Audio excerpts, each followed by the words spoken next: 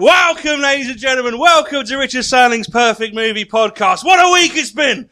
What a week it's been in films! Secret Cinema had to cancel its interactive Back to the Future shows due to health and safety issues, disappointing hundreds of furious people at the last minute. Thankfully, everyone got to make a DeLorean time machine joke. And by everyone, I mean everyone. Man, if that joke became any more tiresome, it'd be Shia LaBeouf. People were annoyed that they notified them by email that it was cancelled. What do they expect? A courier from Western Union telling them they'd known since 1885?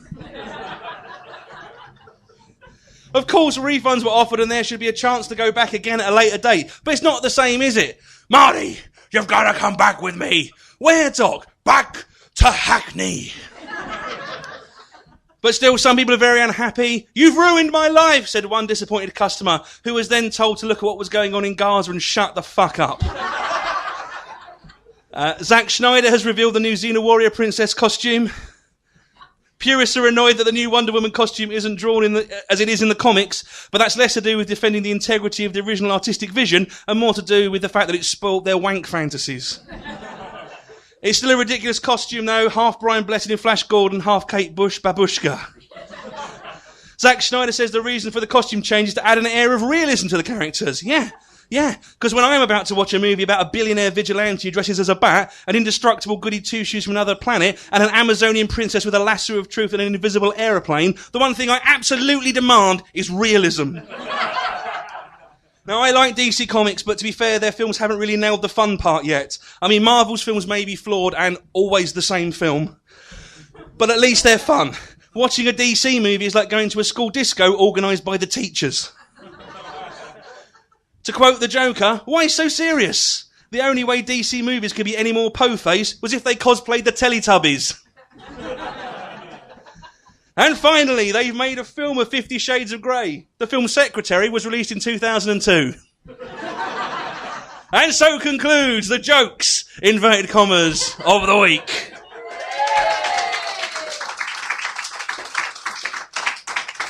I like going to the cinema. Do you like going to the cinema? You fans of going to the cinema?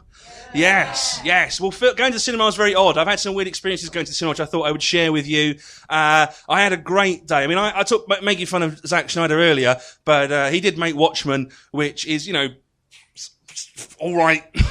It's fine. I'm one of those people that I am livid about there being no giant squid on many levels, mainly because it's in the comics and it's brilliant, and also I just really like giant squids. I took the day off work to go and see Watchmen the first day it came out, because I thought, I want to go and see it. I don't want anyone to be in the cinema. So I went to see like the 10:30 screening in the morning. Took a day off work, Wednesday, to go and see it, thinking, I'll be the only one in this. It'll be brilliant. I went in there. There was 35 people in there, all sitting on their own, all about my age, about my height, about my build. All just sort of sat there in complete silence. Even during the adverts, everyone was like, shh, Rorschach might turn up. As if he's going to be driving a Renault Clio in the adverts or something. Everyone was like, shh. That was great. That's like a really respectful cinema audience. I had another thing. I went to see, Drag Me to Hell at the cinema. Do you remember Drag Me to Hell? I think Drag Me to Hell was great. But I made a mistake. I went to see it on a Friday night. And so the screen was rammed. And I didn't know why I didn't think it would be awful to go but it was just full of 14, 15-year-old kids. And I was just fucking furious. Because I'm one of those people, I'm just furious about what people are gonna do in the cinema before they've even done it. Like, I just look around and go, oh no, this is full of arseholes. This is gonna be awful. They're probably fine, but I'm just like, oh God, I can't, I'm basically sort of profiling the entire audience for sort of dickheadery. But I was like, I couldn't believe it. I mean, I'm the sort of person, I get really, really, really pissy angry. Like, when I saw Night Watch, have you seen Night Watch, the Russian thing? The opening bit is with English language voiceover, but the film's in Russian subtitles. It was Russian with subtitles. But because the first bit was English language, I was like, this is dubbed. It's dubbed. And I was like furious. I was like, I'm gonna have to go and complain. That this film isn't, because they didn't tell me it was and then the film started and it was subtitled, but I was so angry I missed the opening bit, had no idea what was going on in the film. But I went to see Drag Me to Hell and it's full of 14, 15-year-olds. I'm like, oh my gosh, it's gonna be awful. They're gonna talk. It's gonna be terrible. And the best thing in the world happened. The film is shit scary. Right? Shit scary. And also, because they're 14, 15, they don't know at the time scary. They just know films like Saw and Hostel, which are boring and then gruesome. They don't know apart from Doctor Who, they have no frame of reference for anything actually scary. So they had no idea how to process, like, what was going on. They absolutely lost their shit. They were screaming, they were popcorn was flying everywhere. They were like, why are you going in there? Why are you going in there? Just phone the police, run away. Like, it's just, everyone completely fucking lost their shit. I wholeheartedly recommend an experience of going to the cinema surrounded by 214-year-olds who are completely out of their depth emotionally. It's a glorious experience. I also ruined the film for everyone. Has anyone been that guy that's ruined the film for everyone in the cinema? I have. But I didn't do it on purpose. It wasn't like, I went out of my way to sabotage the movie. What happened was, I went to see the first Twilight film at the cinema. And the problem was, I didn't know it wasn't supposed to be funny. Because, I'll give anything a go. I don't care, like vampire. I remember the good old days when the vampires just killed people and had a bit of a fight. The halcyon days. But I'll give anything a go. But I didn't know it wasn't supposed to be funny, because if you've seen the first Twilight film, it's really funny. There's a bit in it where someone's like, are you hungry? And someone says, no, my stomach's full up with butterflies. Tell me that's not on purpose. That's fucking brilliant. So it's just me and like 14-year-old girls and their mums. So it was very weird anyway. And looking really unhappy that I'm laughing. I just laughed like a drain the entire film. If I'd have been smoking a cigar, it would have been like Cape Fear. So what we're going to do now is going to bring an actor on to come and do a little bit of film-based material for you. So now I need to get a film quote to bring him on. And then you mentioned Wayneswood earlier, so after 3, could you all swing? That would be really great. So after 3, 1, 2, 3... That's great. Mr. Paul Gannon! Hello. Hello. Hello. And relax. I'm a huge fan of zombie films, and zombies these days are quite prolific. They're in everything. But back in the day, if you wanted a zombie film, you'd go to your VHS store and you'd say, have you got, like, Zombie Holocaust? And they'd have it under the desk and they'd give it to you because you couldn't get it next to whatever Goldie Hawn movie was out at the time. And so you'd ask for that and you get Zombie Ferox and Zombie and all these nice little gory films. But now, as I've just said, zombies are everywhere. You've got zombies in video games. You've got zombies in movies, zombies in TV shows, zombies in comics, the cast of Hollyoaks are all zombies. That's a great example. And it got to that point where a few years ago it reached saturation, where I think there was a book released called Pride and Prejudice and Zombies. Have you read that book? If you haven't, I'll give you a sample of one of the chapters. Chapter 4, Darcy gets out of the lake, the wet body clinging to his white shirt as he raises all sodden from the lake. And there on the horizon, he sees a zombie, pulls out a shotgun, click, click, bang, chapter 4. That's kind of it in a nutshell, really. But as a result of the popularity of this, that guy is now making a movie out of it. And he also got involved he made a Abraham Lincoln, Vampire Hunter. And I was like thinking, fucking hell, what next? Cilla Black, ghost rapist. It's like, where do you draw the line? But all these books were coming out. There were all these different books that married classical literature with classical horror. And now they're everywhere in bookstores. Mostly just HMV's bookshelf, but mostly, they're out there. And they're getting turned into movies all the time. So I thought, I've got to come up with something that I can do to grab onto this craze. So what I've done was I've come up with a few titles for books that marry classical literature with classical horror, and judging on your reaction, I'm going to go with the best one. So the first one is Bleak House on Haunted Hill. That got a lot better than usual. Usually I just get stony faces and please leave. Okay. Raptor in the Rye. Of Mice and Meningitis. That doesn't really quite work. The one I do like is Seance and Seance Ability. I was told not to do Schindler's List, so we'll move on from that one. And the one I am going to go with, the one that had the best feedback, is simply called The Diary of Anne Frankenstein. The genius there is that when she's unfortunately captured and killed by the Nazis, they can reanimate her and you get an awesome sequel. So I win. So I went through the list of the films that are being released over the next few years, and when I read it back, it was like reading Grandstand results. Now, if you're too young to remember Grandstand, this isn't for you.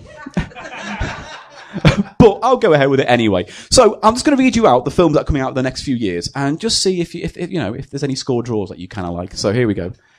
Fantastic Four, Avengers 2, Man of Steel 2, Independence Day 2, Pirates of the Caribbean 5, Finding Nemo 2, Kung Fu Panda 3, Chipmunks 4. Mission Impossible 5, Smurfs 3. Shades of Grey 50. Brazil 1. Paul Gannon there! Right, so we need another film quote to get someone, to get the headline actor. Has anyone got a film they want to shout, or a quote they really like that we could shout out? We're going to need a bigger boat. We're going to need a bigger boat. Brilliant. No, but yeah, you need a bigger boat, because that's great. Especially because, you know what I like? If you see, you know that great scene, because everyone knows it's a great scene, it's great sort of negative space, Jaws, the shark comes up, but it's the fact that, like, it's done very understated. That's what I like. When he just goes, and then, like, this thing, but it's like, you know, he does, because you imagine now, it'd be like, oh my God, there's a fucking shark! Oh my God, can you believe, guys, there's a shark! Guys! You know, it'd be very much like that, wouldn't it, now, because there's no such thing as subtlety in a blockbuster. But I love that you need a bigger boat, because you kind of go, that's the great reaction to that. It's fucking, yes, you need a bigger boat. Correct. Brilliant. So, obviously, we can't say it understated, because we're trying to get the energy up, so you're going to have to say it like you're in a Wayans Brothers movie. Imagine White Chicks 2 is a remake of Jaws. 1, 2, 3. Yes, you know what I was to do. All right. After 3, really loudly shout out, it's a fucking shark. All right. After 3, it's a fucking shark, as cockney as you like. Like your P.H. Moriarty in Jaws 3. There you go. Fucking shark. Kill my partner. That's Jaws 3, innit? He's fucking killed him. I can't believe it. Sort of Blakey from the buses, isn't it? More than, now you're talking. Oh, I hate you, Jaws. But after 3, just basically shout out really loudly in a really cockney voice, like a fucking shark. Ready? Why not? 1, 1, 2, 3. Oh my God, you're right. Ladies and gentlemen, please welcome Mr. Scroobius Pip.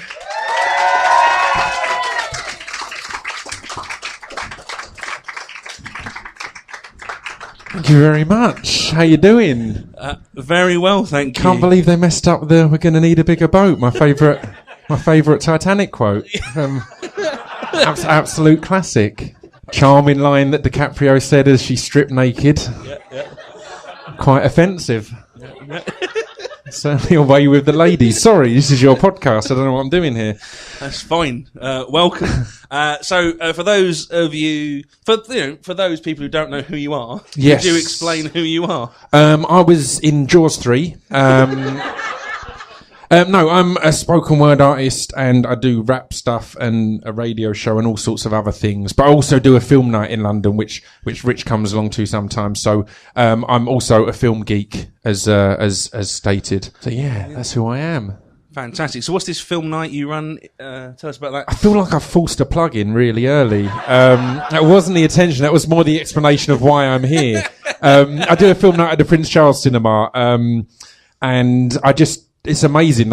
I'm again similar to all you guys. I like to go to the cinema in the day on my own because of the type of idiots that will be there at any other time. And then the Prince Charles Cinema allowed me to have my own film night, which is a step up from going to the cinema in the day on your own. It's going when you've chosen the film and you kind of get to choose who's there almost. So, see, I do that. And it's basically the whole point behind it was, I think I love films. I'm a film geek, but even if I put on my favourite film at home, I'll glimpse at my phone every now and then or look around my flat and, just be aware of what a shithole I live in.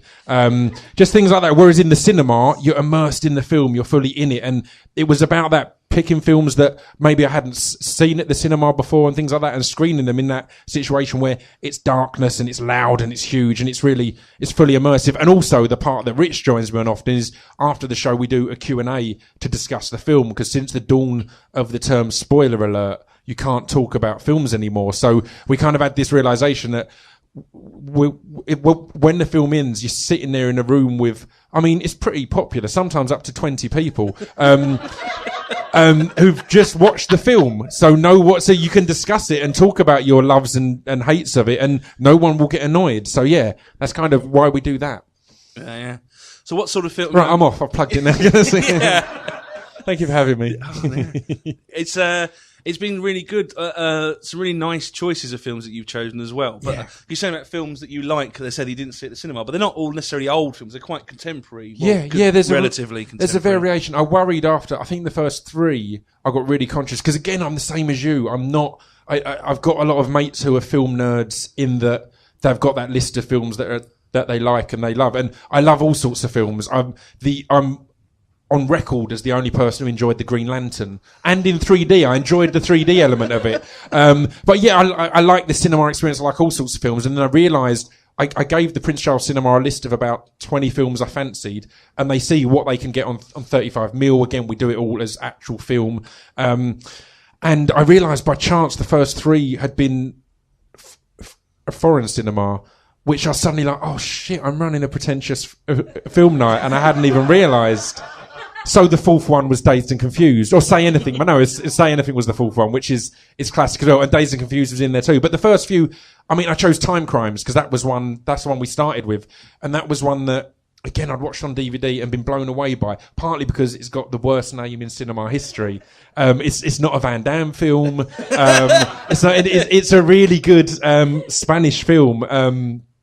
And yeah, it's great. So I wanted to screen that and just try and bring attention to films that I think maybe have gone under the radar, but in a manner that, again, you're fully immersed in it and get that full cinema experience. Often the cool little films, you've just watched them on Netflix. So as beautiful as that is, you've watched them on a laptop, man. That's not kind of... When they were filming this beautiful thing, they didn't think, he's going to watch that on a laptop and his cat's going to walk across every now and then and pause it.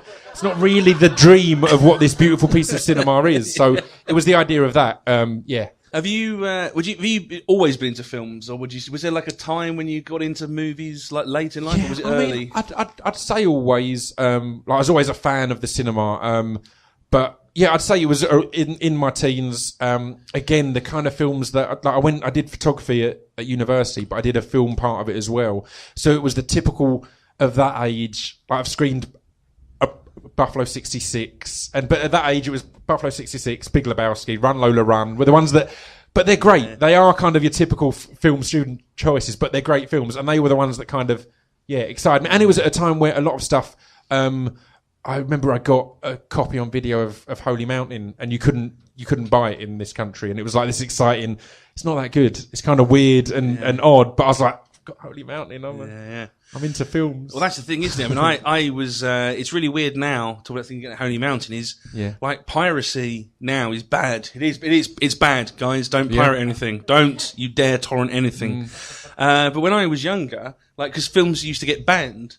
So, like, if you wanted to see stuff, you had to be into piracy, 'cause otherwise you wouldn't see, like, A Clockwork Orange, or even Reservoir Dogs, or Crash. Completely. You had to, like, be a pirate. So, being a pirate when I was young meant you loved movies and were like, fuck the government, I'm gonna, how dare you tell me I can't see this film? And then, so it was like, so, you know, I remember having this chat with someone who goes, I'm into piracy. And I was, oh yeah, but, like, what have you got? I've got, a VHS of Reservoir Dogs.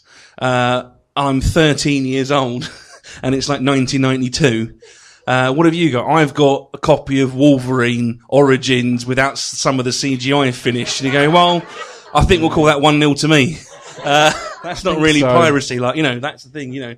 I think you can pinpoint the moment when piracy became unacceptable and just shit, and it was Pirates of the Caribbean 3. I think that's really when piracy went just I only thought of that because when you're saying when I was young being a pirate was all about, it's like I was imagining you as a pirate but with videos in your hands. I know, I was too young for the rum, swashbuckling, but I can't speak Somalian, it's very difficult. They're proper pirates. It's amazing that it's Somalian pirates who bring over those DVDs and distribute them to people in pubs. Well, that's how they pay for everyone in their villages. Yeah. It's, Captain Phillips is basically about copyright infringement. Yeah. It is.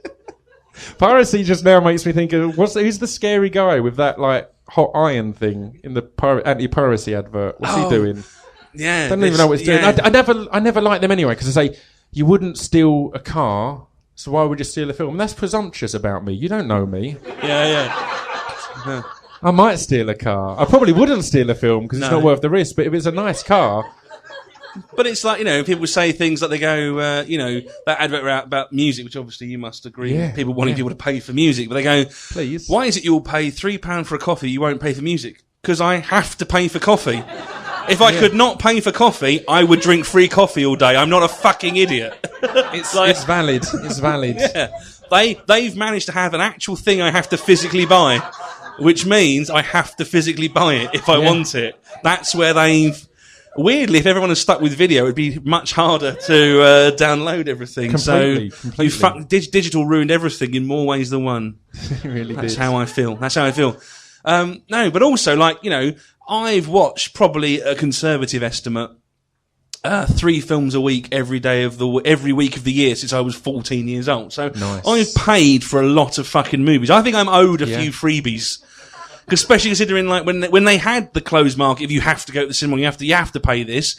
I watched so much shit that wasn't worth the money. I think I'm owed a few for free. Imagine if I was at a coffee shop and the 10th one's free. Yeah. I'm just retroactively backdating that throughout all of my life. So speaking of the freeness, it's just sprung to mind. I live in Essex, so my local cinema is in Basildon, and it doesn't have that much good stuff, but it briefly had a small screen that had good stuff. But I'd go and see a lot of stuff there, and I was in the day once watching Black Swan, which I thought was all right. But about 45 minutes in, an old man had some kind of heart attack. Not a funny point in the story. And they had to stop the film, and people came in to help him. And while they were helping him, and the person at the front was saying, we're going to start the film in a minute, people started to ask about if they're going to get a refund at the end of it, because it's been interrupted by an inconsiderate man's heart attack or stroke. It was during a racy scene, so... Was it one of the many disappointing lesbian scenes? Yes.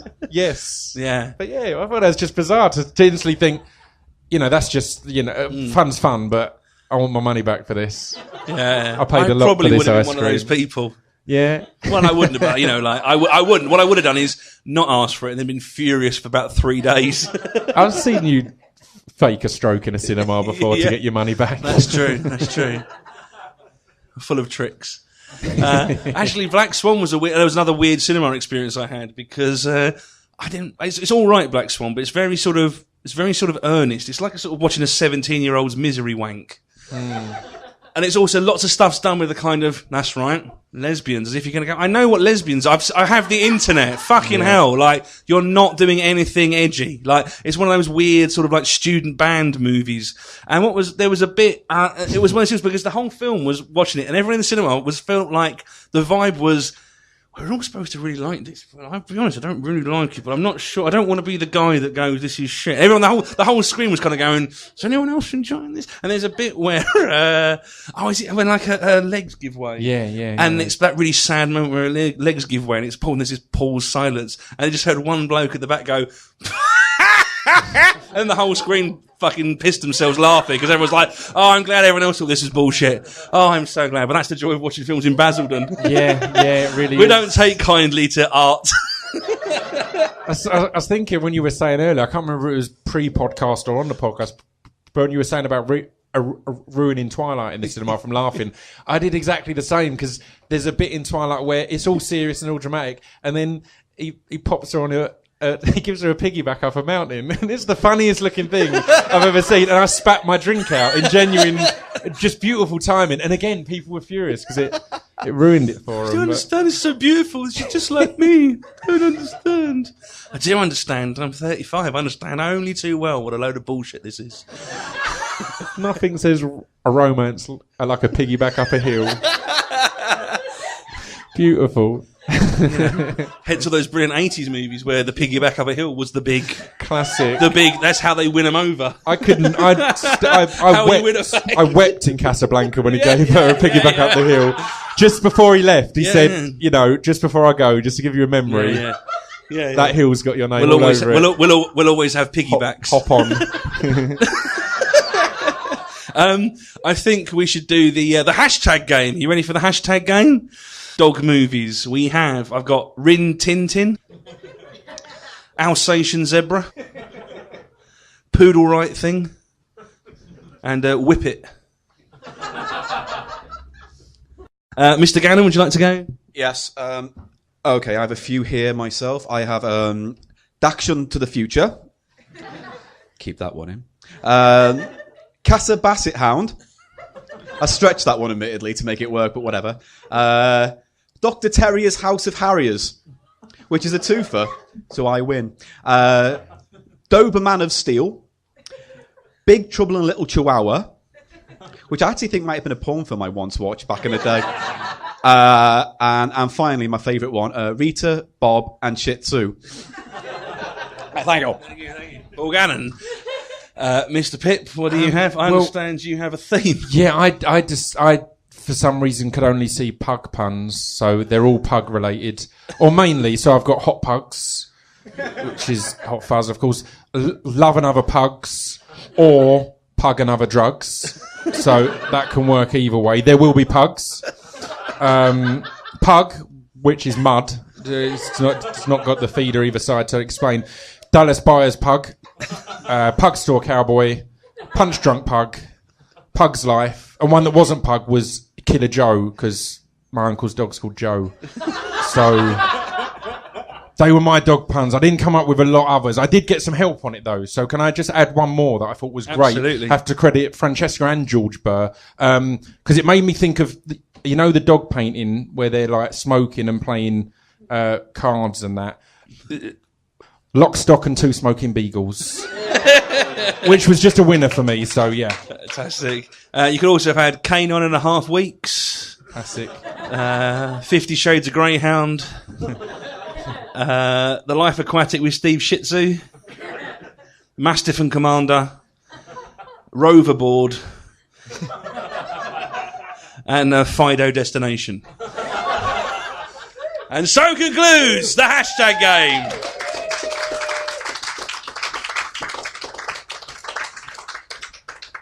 And now it comes to your favourite scenes from films. So the idea of this is your favourite beginning scene, an end scene, and 2 miscellaneous scenes in between from any films ever. Before we get started on this, were there any scenes that you chose, that you wanted to choose, that you'd left out, or that you thought were too visual? Because obviously this is an audio medium, so it's very hard to do lots of sort of visceral, exciting things. Like, most of Run Lola Run would be terrible on as a podcast. So,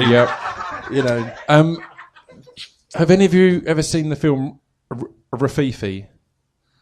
It's a really good old. It's a classic kind of film noir. Is it Italian? I think it's Italian. I think it's French. It's French. Yeah, that's right. There's an Italian character in it. That's my excuse for being racist there. And there's a great scene in there that's a 30-minute heist scene, a bank robbery scene, but there's no dialogue. And I really wanted to do that one and just have loads of put in the right place the appropriate. Like when they're going through the wall, and then just all the different little noises and clicks, but that would have been very the umbrella. Oh, it's brilliant! You should watch it, if only for that scene. But that was. I was going to go for that film club. That was one of the film club ones. Prince Charles Cinema. Anyway. But yeah, there was a lot. I don't know. There's a lot. When we did the Perfect Movie before, we filmed some, and I didn't want to repeat these. I used to do it live, and then we'd actually physically film the scenes. So if you were interested, you can go on YouTube and check us acting in some pretty awesome movies. So the original opening we filmed was the opening to the Big Lebowski, wasn't it? Where I put your head in my toilet. Put my head in his toilet at his mum's house. It was with milk in it, and I had to just get milk in my beard and No, it was great. Didn't tell my mum. My mum wasn't very happy because she didn't know I was doing that. She's like, "What are you doing, that strange man in your toilet?" Just flushing his head. Don't worry.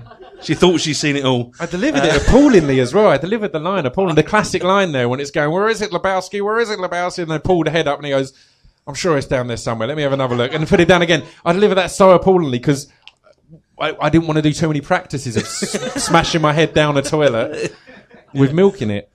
But yeah, go and watch that on YouTube. That'll be enjoyable.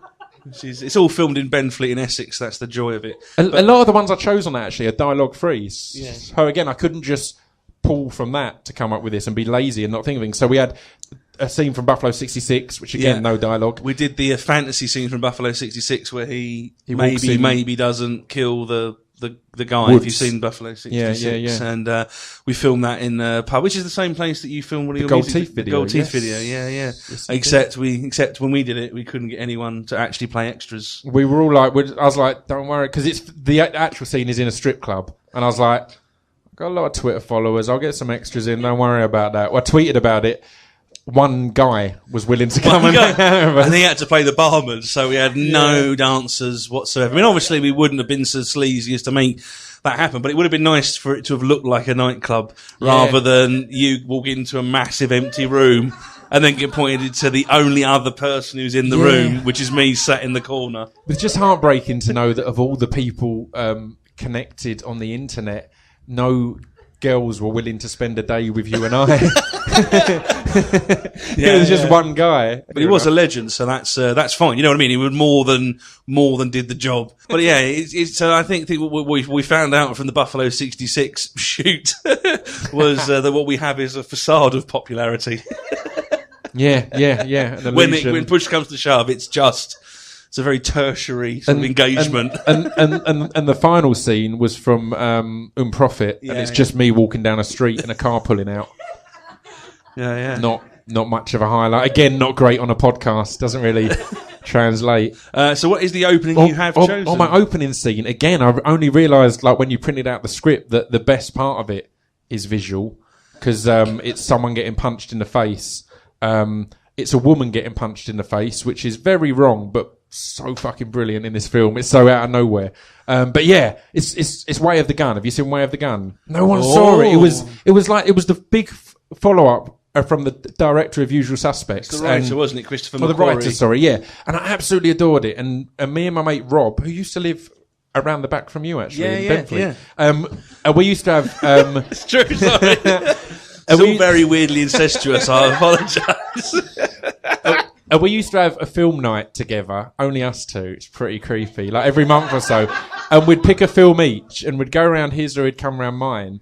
And we'd pick a film each and watch them back to back. We'd get pizza in or whatever. It was good fun. And one of the films I picked after a while was Way of the Gun. And we watched it, and I'm like, yes, this is so good. And it got to the end, and his quote stuck with me forever. And it's why I've not had it on at the film club yet, because I'm paranoid it's a rubbish. His quote was, "That was a dog of a movie," which was heartbreaking, because I was sitting there for it's over 2 hours thinking he must be loving this. And then it gets like the worst thing when you're showing someone something new, a film that you love or comedy that you love, and they're not into it. It's just heartbreaking. So yeah. Well, what's great about Way of the Gun is that it's there's lots to like about it, but it's really well written, but in that weird, crazy slang that isn't slang. You know, that kind of like hip sort of, not Mamet-esque, but you know when you watch a film, it's written by like a playwright or a proper good writer, and it's sort of on a whole different level of cadence, and you kind of go, I understand what everyone's saying, but this isn't what real people say, but it doesn't seem weird and incongruous. That's what it's like. You'll see in a minute. There's a scene that we're not doing. There's a scene with Benicio del Toro and is it Ryan Philippe, isn't it? Yeah, Ryan Philippe. And they're sperm donating, and they're being interviewed beforehand, because apparently you have to do an interview before handing over your sperm, I guess. And they're asking questions, and one of the questions is, if you have you ever had sexual relations with a man? And Benicio del Toro, I think it is, says, I've never killed a man. And they're like, what? They didn't ask you that. It's like, well, maybe you should ask that. Maybe he just starts giving his own answers to things he thinks is important. And it's genius. But you know, if you haven't seen Way of the Gun, what's an interesting thing about Way of the Gun? There's two things I want to say about Way of the Gun that's really interesting. Is that it's quite sort of homage-y to Butch Cassidy and the Sundance Kid, because their surnames are the same surnames as Butch Cassidy and the Sundance Kid. Yeah. And the last scene, that when they have the sort of the sort of everyone's going to kill him, are they not going to kill him? That's the same location as they filmed. Oh, really? Yeah, I didn't even know that. That's quality. So that's great as well. But also, it's like realistic violence. I know I mentioned earlier about how I don't, realism isn't important in superhero movies, but I do like a thing like an action movie. So basically, apart from the brothel scene, which I'm going to say nothing more than that, because I don't want to spoil anything, where they just do a sort of big, glamorous, sort of Hollywood bullshitty, deliberately bullshitty, just action movie, guns firing, spraying everywhere. Every other bullet is accounted for.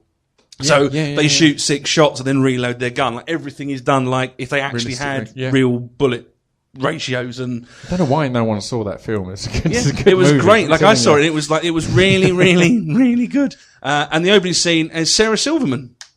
Yes, and you're going to play Sarah Silverman. Am I going to play Sarah Silverman? Am I going to be the? Are you going to come and get involved? So who do you want? Shall we let him be the? Can I be Parker then? And he can be bar patron. So then I've got one line in the scene that I chose, which is just beautifully lazy of me. So, Way of the Gun opening scene. Now it starts. I'll give the sort of thing as well. So you're bar patron. You're Parker. I'm raving bitch, as it's known in the thing. Which is, I think... So they're a couple. So you two are a couple. So basically, there's a queue so outside to a bar. give you the mood.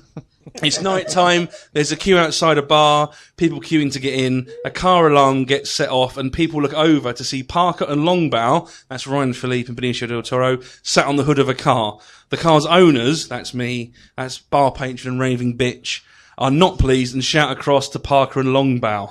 Oh, just quickly, we need someone to play a Longbow, a Benicio the Del Toro's character. He doesn't say anything, but you just have to look kind of cool and aloof. So can I nominate you to be my partner? So just look cool and, no, you don't have to move. Sit where you are, just look cool and aloof as you were doing, and occasionally look over at him and go, fucking hell, Benicio del Toro is good, and he doesn't even have to say anything. Anyway, go on. Nailed it.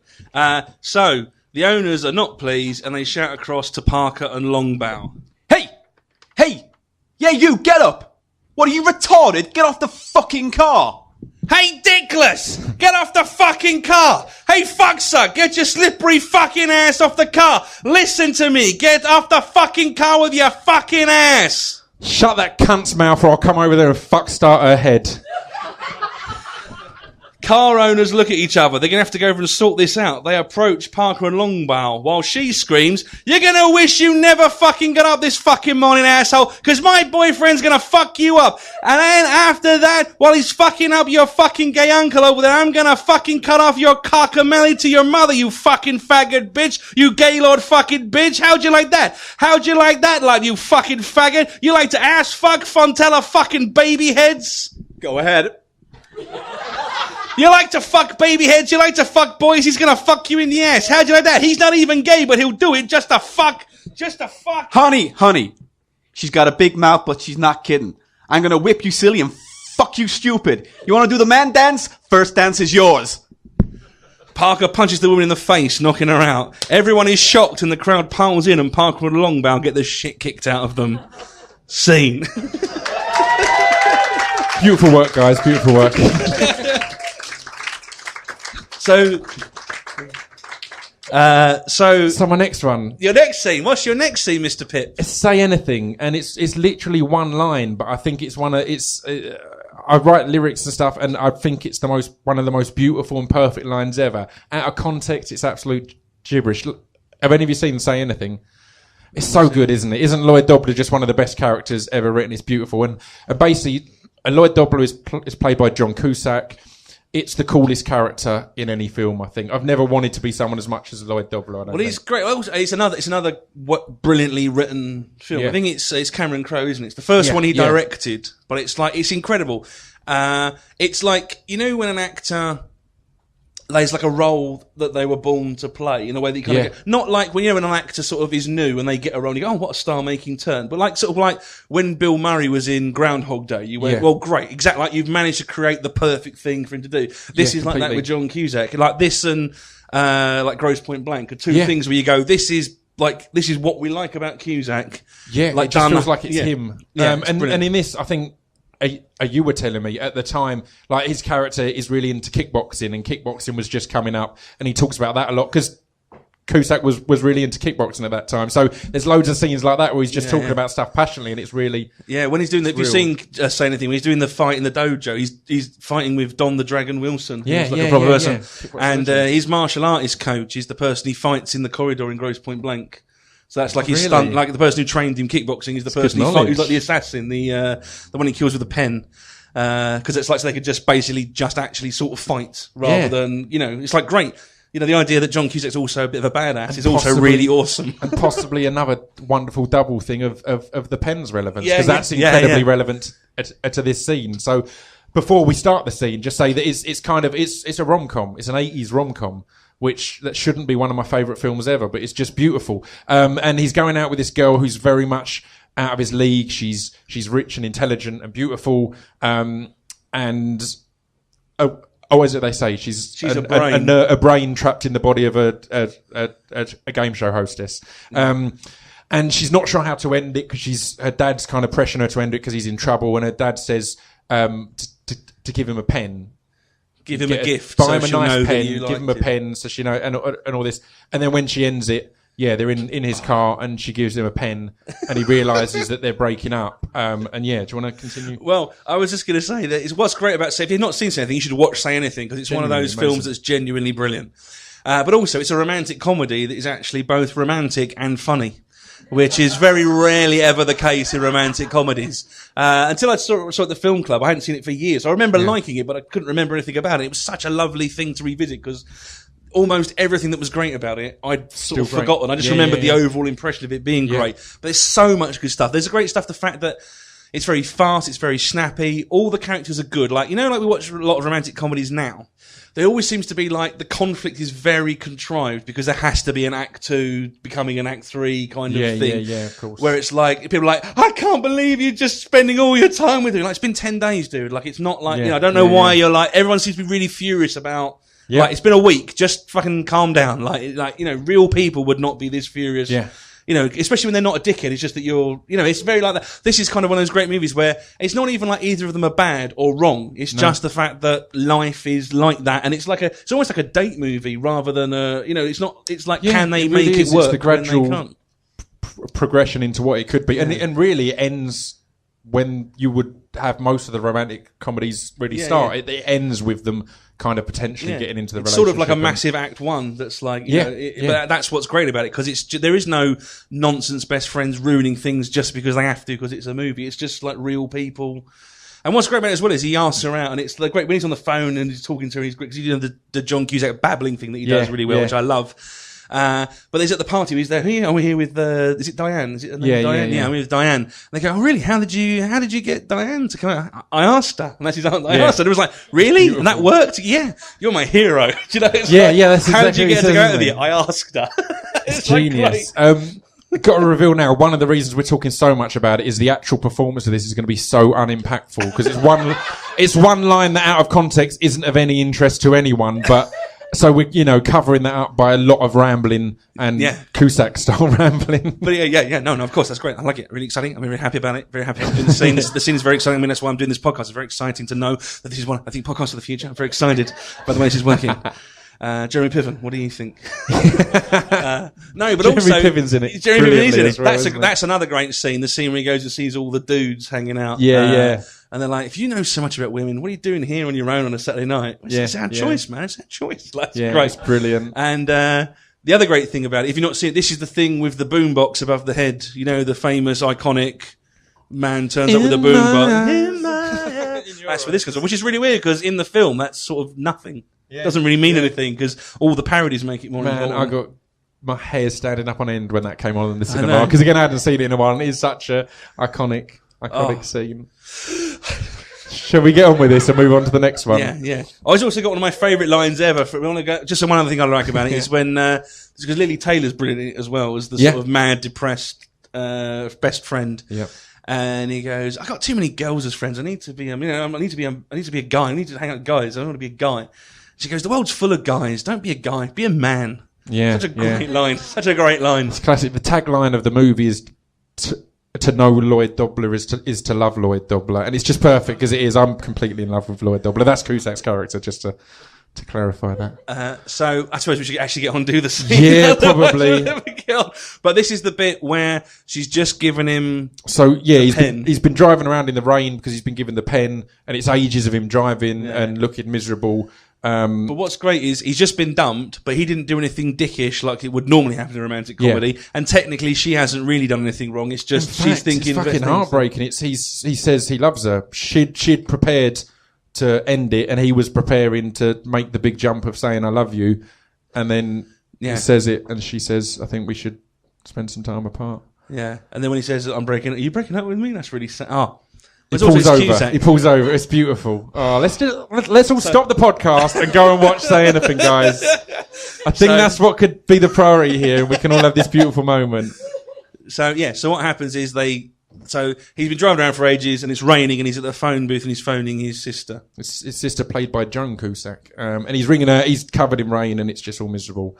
And he's just on the phone, and she's saying, "Yeah, he's just stood there for ages." And then he just goes, "Are you ready to channel Lloyd?" Yeah. Say Anything, ladies and gentlemen. Pray silence, reverence, Mr. Scroobius Pip. It's all so fucked up. I feel like crying. She gave me a pen. I gave her my heart, and she gave me a pen.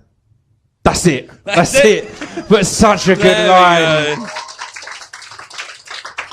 There we go. Thank you very much, ladies and gentlemen. Author. Wow, there we go. That was something, wasn't it? What's next? Well, the next film. So the next scene you've chosen for us? Yeah, it's my favourite film of all time. It's Harvey, and it's Jimmy Stewart. Has anyone seen Harvey? I feel like I've picked really pretentious films because people are like, don't know what you're talking about. But it's just beautiful. I generally, when I worked in HMV, I used to watch it once a week, really, because it's just the most uplifting and positive and beautiful film. And it stars Jimmy Stewart, who's just, absolutely amazing. In fact, I did an Instagram earlier that had a quote on it about Jimmy Stewart, purely by chance. So is it all right if I just get that up on my phone? Absolutely. It was a quote from Cary Grant, who said of Stewart's acting technique that he said he had the ability to talk naturally, and he knew that in conversations people do often interrupt one another, and it's not always easy to get a thought out. It took a little time for soundmen to get used to this, but it had an enormous impact. And then some years later, Marlon Brando came out and did the same thing all over again, but people forgot that it was a Jimmy Stewart who did this first. It's beautiful. He's got such a politeness and awkwardness, but so mumbling. And particularly at that time, apparently, is really hard for soundmen, because I never realised, but in general, in older films, you'll see one person will talk, and then the next person will talk, and that's just all for picking up the sound, because they didn't have as good technology. And Neve kind of broke this because he'd just mumble over people and start chatting. And well, he's weird, isn't he, James? Because he's great, but he's like he's like great as the everyman, but he's like a movie star who played like normal people. And not to nerd out on him too much, but he was also just in my opinion, has to be one of the toughest guys in the history of Hollywood. And people don't think of him as a tough guy, but he was in the army, and he was a pilot. And in general, at that time, a lot of actors and people in the arts could get out of going on tours of duty. But he went in, and he had, I think it was 6 or 7 tours of duty during the war, and just kept going back because he was like, no, I'm got to go and fight the cause and defend my country, which most poncy flailing actors wouldn't be doing. So well, mate, it's like John Wayne didn't wait for Vietnam to give a shit about when he was too old to have anything to do with it. Yeah, completely. And tons of people, loads of actors, and I get it. It's a legitimate thing that the arts and entertainment are important for the morale of the country in that kind of time. But it's amazing that he was like, I don't have to, but I'm going out again to risk my life. I'm very anti-war and anti-soldiers, but I fucking love Jimmy Stewart, so fuck it. But Harvey is, I think, a really relevant film now as well, and become more and more relevant. It's about a guy who, his sister, just basically, he's odd. His sister thinks he's mental. He's got alludes to an imaginary friend, could be real, but he's got an imaginary friend who's his best friend who he talks to all the time.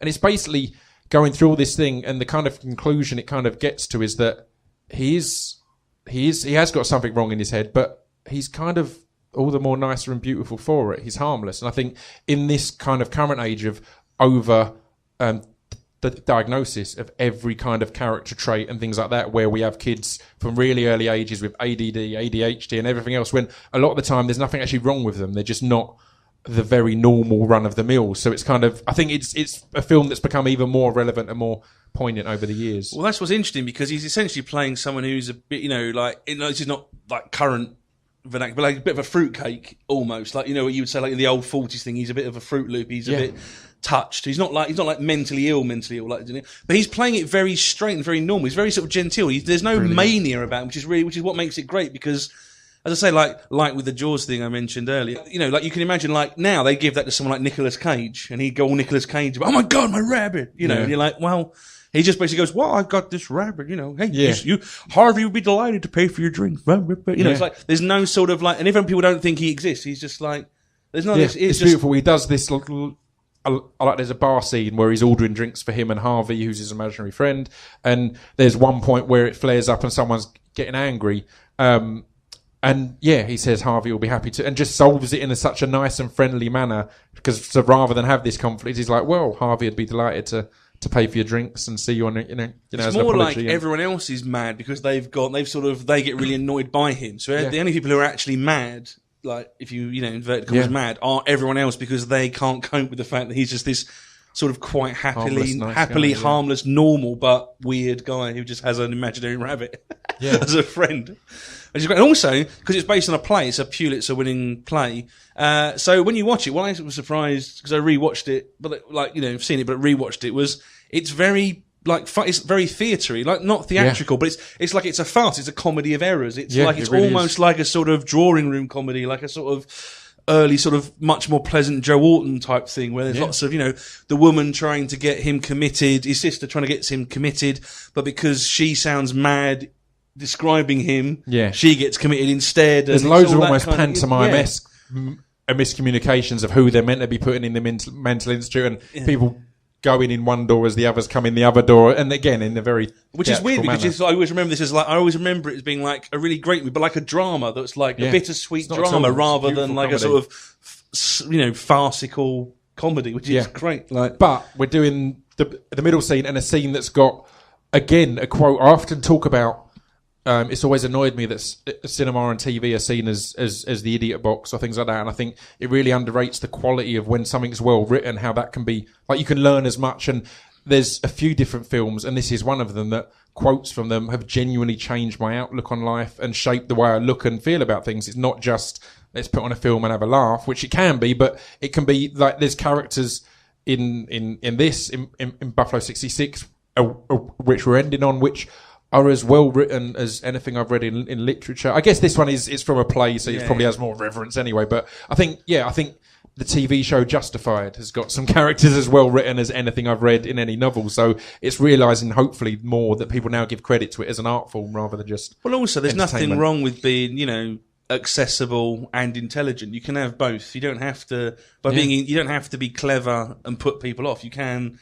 Maybe you have to slip it in under the radar and trick people into being a good film. But perfectly, the stuff that we're mumbling and trying to get across now, the last line of this scene sums it up perfectly and succinctly. So, that's kind of good that we've mumbled awkwardly over this when it's actually been written perfectly on the last line. So you're going to be James Stewart. So, essentially, what's happened is the guy who owns the mental hospital has now decided that James Stewart's imaginary friend is actually real. And he's like a puka, it's called, and he's got magical powers. And so the guy's met Harvey, and it's suddenly he's now trying to keep it a secret because he doesn't want everyone else to know that James Stewart isn't mental. And he knows that Harvey can time travel, can take him to any place, can jump across continents and states. And neither of them know where Harvey's gone, and he wants to know if he could borrow Harvey from Elwood P. Dowd, who's the main character, if he can borrow him and if he would take him to Akron. He wants to go to Akron and drink. Just hang out on a beach with a beautiful girl and talk to her about stuff. Yeah. So he's just asked if he would do that for him. So shall I begin? So this has happened, and then that story's finished. So there we go. Yes. He could, and he might. I've never heard Harvey say anything against Akron. Oh, by the way, Doctor, where is Harvey? Don't you know? I didn't know we were doing voices. Well, I'm gonna. Go on. It's fine. I've got to keep this up. You plug through. You do this and you're off. I've still got to do this fortnightly for fucking ever. So I got to give some concession to my ability. I'm not in this for my health. Okay. Well, the last time I saw him, he was with you, but he's probably waiting for me down at Charlie's. Yes, that's it. He's down at Charlie's. Well, in that case, I think I'll go and join him for a nightcap. Fortunately, Charlie's stays open rather late. Excuse me. He goes to leave. Doctor, I want to say goodbye to some of my friends before I leave. Mr. Dowd, none of those people are your friends, but I want you to know that I am your friend. Well, thank you, Doctor, and I'm yours. They underestimate you, as I did. That sister of yours is at the bottom of a conspiracy against you. She's trying to persuade me to lock you up. Today she had commitment papers drawn up. She has your power of attorney and the key to your safety box, and she brought you here. My sister did that all in one afternoon. That Vita sure is a whirlwind, isn't she? Good heavens, man. Haven't you any righteous indignation? Doctor, years ago, my mother used to say to me, she'd say, in this world, Elwood, you must be, she'd always call me Elwood. In this world, Elwood, you must be oh so smart or oh so pleasant. Well, for years I was smart. I recommend pleasant. And you may quote me. Scene. What a great quote. What a great line. So now we, career into the last scene of the film, last scene of any film ever. Would you like to tell everyone what that is? I've gone for Buffalo 66, which, I absolutely adore. It's, I saw it and was just blown away by Vincent Gallo, the whirlwind of Vincent Gallo, who wrote it, directed it, starred in it. Apparently most of the scenes that he's not in, he shot. He did most of the music for it. And it was just a real testament to... I like when people often abuse films and say, oh, it's a real ego piece, and it has to be with Gallo. He has to be this amazing egotist to pull off the genius that he can do.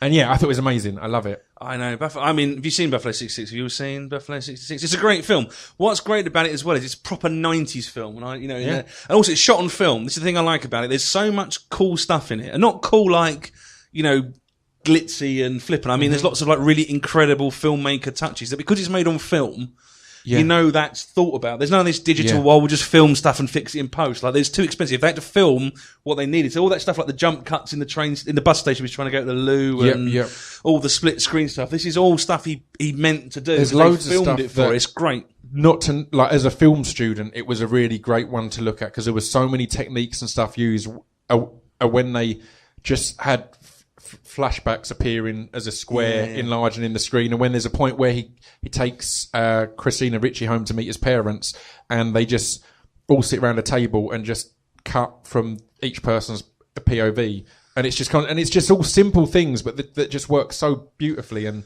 are so nice. And it's just such a what's great because he's interesting, Vincent Gannon, isn't he? Like he's mad as a hatter, but he's great. Yeah. Like I kind of feel like I should not like him, but I really like him because he made Buffalo 66. It's also, it's also a film that just it's been a great one to rewatch and see see how many films it's influenced in recent years. The film that we reshot with no dialogue, just kind of slow motion, moody, glowing neon lights, is basically got turned into Drive, which I absolutely adore. But so much of Drive and Ryan Gosling's a lot of his best stuff. It's that same stealing that same air of just moodiness and no talking. And there's a scene in it where there's just this. His dad gets up to sing because his dad used to be a singer, and he gets up to sing, and a spotlight just goes on him, and they just allow him to sing a whole song. And again, you don't do that. And then in Shame, which I think is another great film, one of the things that a lot of people are raved about was when Carey Mulligan, gets up and sings in the club. They just film this whole song. And in the way modern cinema is, you'll generally have a bit of it and then cut to people talking over the top while it's in the background or cut about. And they just allowed it to breathe and have this beautiful moment. So... things like that. I think it was great to see how much it's clearly influenced things. It's also really funny, which I was not expecting. Like, it's much funnier than and he's weird because he's such a loser, but you kind of do like him. But he's quite horrible because when we showed it, everyone was like, "Oh, I love him. He's so great." He did kidnap a girl and force her to kidnapping a girl. Yeah, like forcing her to pretend to be his girlfriend for the whole film. So it doesn't. But everyone in the cinema was like, even the women were going, I'd love to meet someone like him. I don't know if you, I don't know. I mean, like I like a bit of moral ambiguity, but I don't think I'd hold him up as a paragon of, best case scenario is Vincent Gallo from Buffalo 66 literally sweep me off my feet and into the boot of his car. I've only gone a little bit quiet now because I've just decided I'm going to possibly do a voice for this. Oh yeah, I'm gonna join you. I'm gonna make that trip with you. The problem is the world ready for? I don't think it is. But this is great because also if you've not seen, the film's really grubby, but in a great way. Like when they have the You know when they have the sort of the hotel scene and the, Yeah. or the motel scene, Yeah. and it's like a really horribly grubby motel, and they're on the bed, and they're sort of in their pants, and they're just Such a laying next to each beautiful other, but they've all scene, got bruises on That's their not legs. the scene we're doing. No. But Just they've so got, you they've know. got bruises on their legs. When they have the bath, it looks cold and horrible. You know what I Yeah. mean? It just, the whole thing looks... And it flits beautifully between any time there's something that might be beautiful, it gets weird or awkward again, or Yeah. any time there's anything just really distinct. If he seems like a tough guy at any point, he'll suddenly be really weak and exposed as frail. And It's fantastic. And this is the scene basically at the end when he realises, well, spoiler alert, it's not really a spoiler, but you know, I found something, is it 4 months is basically after 4 months it can't be a spoiler because anyone who gives a shit should have given a shit. Yeah. This is like 1996, so... but this is the bit at the end when he's decided not to kill the person he holds responsible for sending him to prison and decides that actually he's got a beautiful girl who loves him even though he's weird and kidnapped her. he's basically kidnapped this girl to pretend to be his girlfriend. So he's just got out of prison. His parents don't know he's gone to prison. He's kidnapped this girl to pretend to be his girlfriend so he can take her to his parents and seem like he's got a girlfriend. And by the end, she kind of falls for him, and when he leaves to go and kill the person who he sees as responsible for putting him in prison, she's like, as long as you're going to come back because you know I love you or whatever.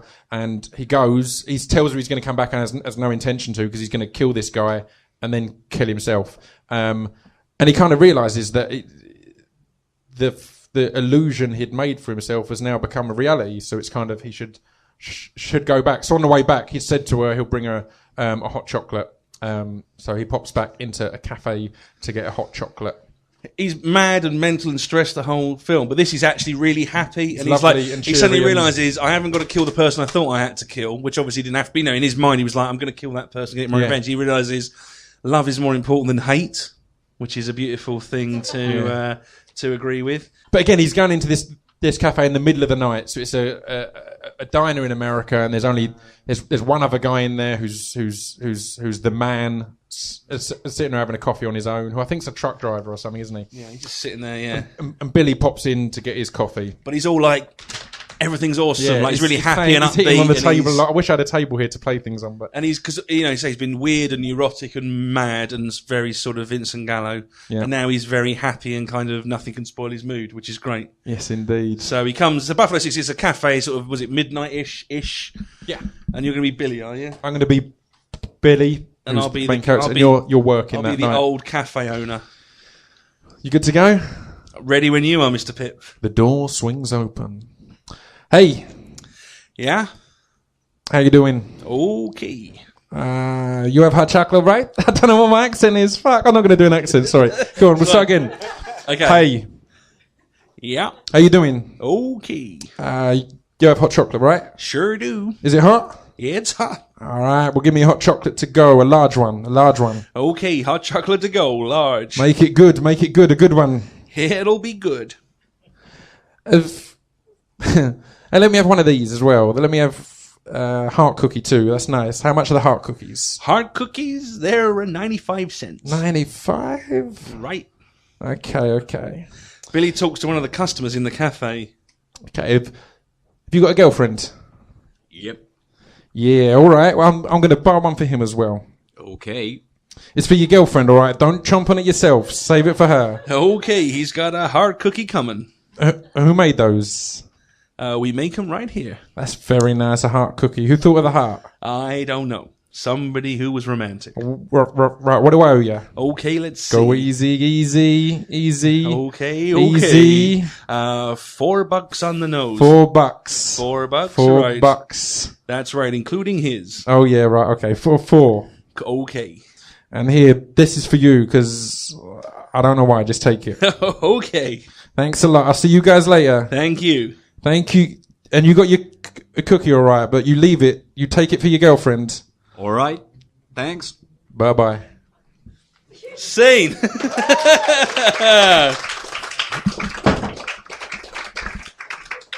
Thank you very much, Mr. Scroobius Pip.